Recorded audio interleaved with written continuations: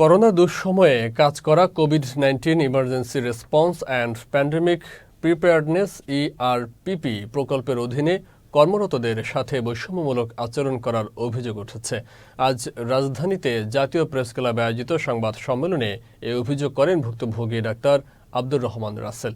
এ সময় তিনি বলেন, 2020 সাল থেকে করোনা ভাইরাস নিয়ন্ত্রণে ইআরপিপি প্রকল্পের অধীনে কাজ করছেন তারা। এদের মধ্যে রয়েছেন doctor, lab consultant, nurse, technologist, computer operator, lab attendant, ward boy, আয়া এবং পরিচ্ছন্ন কর্মী। চাকরি করেও বিগত 4 মাস ধরে বেতন পাচ্ছেন না 1004 জন। এতে মানবেতর জীবনযাপন করছেন তারা। অবিলম্বে বকেয়া বেতন পরিশোধের পাশাপাশি চাকরি স্থায়ীকরণের দাবি জানান তারা। ভবিষ্যৎ নিয়ে তাদেরকে সুস্পষ্ট সিদ্ধান্ত দিতে হবে। এই জনবল এমন করে ঢুকতে পারে না।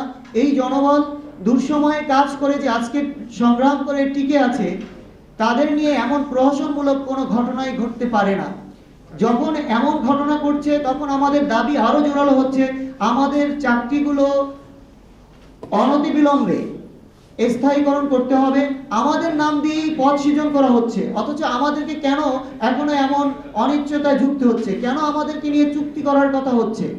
যেহেতু আমাদের কোভিডকালীন কর্মরত কর্মকর্তা কর্মচারীদের নিয়ে পদ সৃজন হচ্ছে, সেহেতু উক্ত পদে আমাদেরকে স্থায়ীকরণ করতে হবে এবং আমাদের ভবিষ্যতে করতে হবে।